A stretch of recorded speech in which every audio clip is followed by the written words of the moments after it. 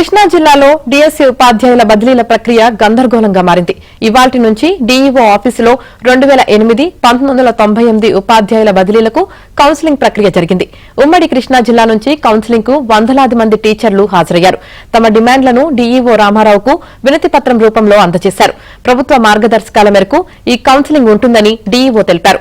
ఇదిలా ఉంటే ఆధార్ కార్డులో ఉన్న అడ్రస్ కు దగ్గరలోనే పోస్టింగ్ ఇవ్వాలని టీచర్లు డిమాండ్ చేశారు.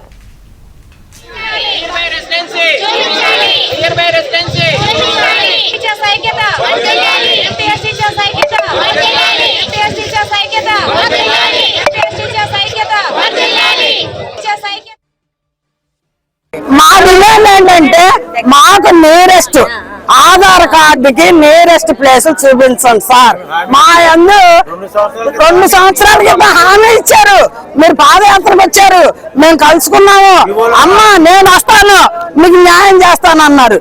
ఏదండి మాకు న్యాయం కాదు సార్. మాకు జరిగిన అన్యాయం ఉపాధ్యాయులు ఎవరికి జరగదు.